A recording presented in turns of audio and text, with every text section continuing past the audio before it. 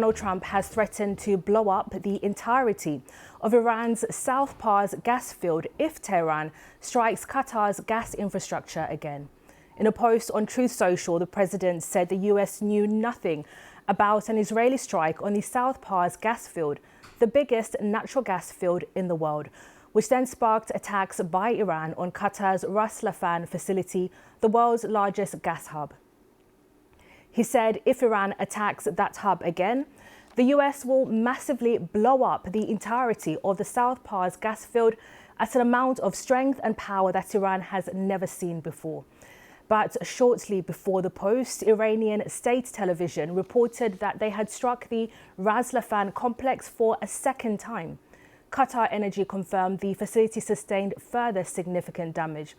These here are pictures of the aftermath of the initial strikes. Huge fires could be seen from more than 30 kilometers away. Iran said it targeted the facility and others in the region in response to the Israeli strikes on its own facilities at the South Pars gas reservoir. Oil prices have leapt as a result, up 5%. Our North America correspondent Peter Bowes analysed the president's Truth Social post.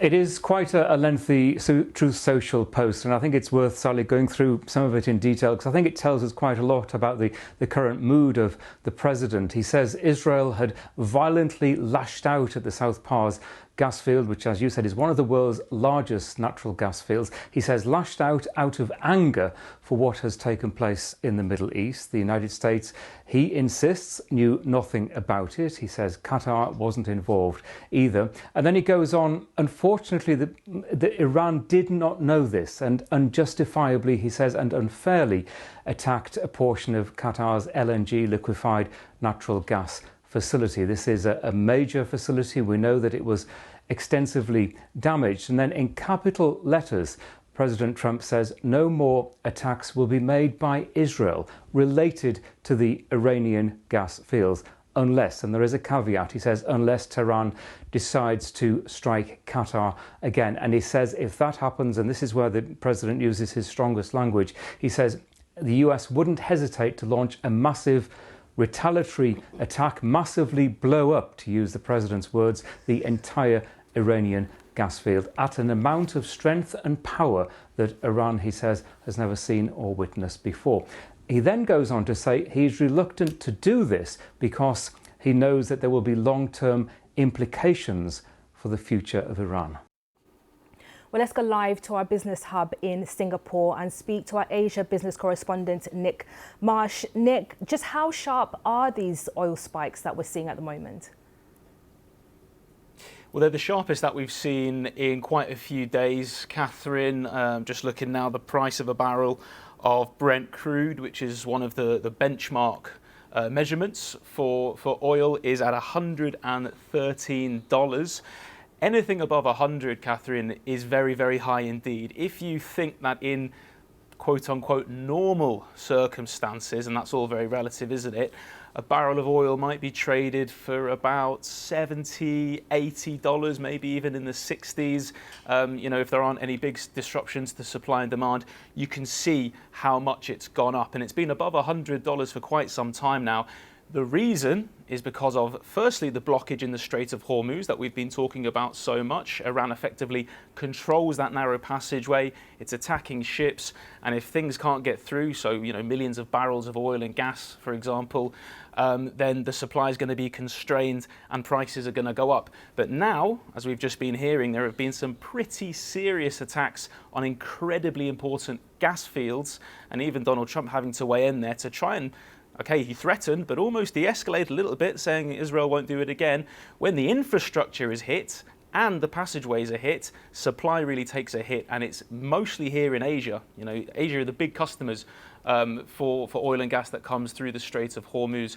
And when the price of oil and gas is high, the price of everything becomes high because then it affects transportation, it affects manufacturing, petrol, even plastics I was reading about in China today, for example.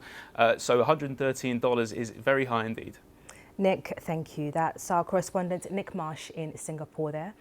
Well, let's go live to Dubai and speak to our correspondent there, Azadeh Mashiri. Hello, Azadeh.